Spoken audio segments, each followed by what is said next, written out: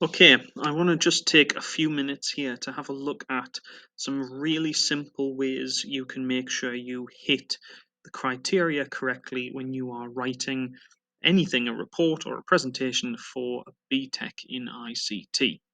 I'll take you through those on the next slide.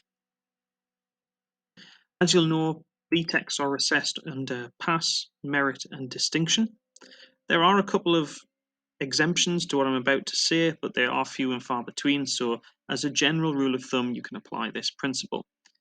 If you're being asked to meet some pass criteria, then generally you're being asked to make a point.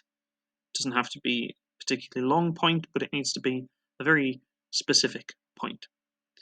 If you are aiming to hit merit criteria, then you need to explain that point. All right, so make a point and explain it. And if you're aiming to hit a distinction criteria, then you are making your point, explaining it, and you're probably going to be justifying, comparing, or evaluating what you've talked about. And I'll give you some examples of that in a second. So I'm just going to run down a really simplistic example for you. But for a pass, you might say something like, an internet connection is made using a wireless router. That's a point well made, that to connect to the internet you need a wireless router. From merit, you might be telling me something similar but with a little bit more to it. A wireless router is used to connect a user's device to the internet through a wireless connection. Okay, so we've explained our point a little bit more there. We haven't just said we're using a wireless router, we explained a little bit about how it works. And for a distinction, a wireless router is used to connect a user's device to the internet through a wireless connection. This is much faster than through a wired connection if the user is using a mobile device like a phone or tablet, and it allows them to remain connected to the internet while moving locations within a network range.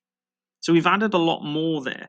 We've identified the wireless router, we've explained how the wireless router works, and then we've kind of justified why a wireless router is used in that situation, i.e., that if someone's using a mobile device, it's a lot more practical than trying to walk around with a cable attached to it.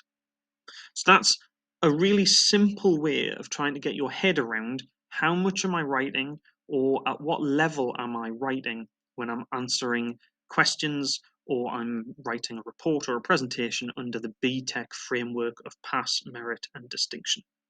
Always read the criteria that the exam board prepare for you and that your teacher will give you to make sure that you're covering specific elements, but then make sure that as a pass, you're making your point, as a merit, you're explaining your point, and as a distinction, you are justifying, comparing, maybe even evaluating. Reading the criteria that the exam board gives you will help you understand what you need to write about, and it will also clarify for you a pass, merit, and distinction, the expectations that the exam board might have. Because, for example, sometimes at a pass level, you're asked to explain something. Sometimes at the merit level, you might be asked to justify something, and distinction might be about drawing a comparison or evaluating something. So always make sure to read the exam board criteria very carefully to make sure that you are covering everything. Okay.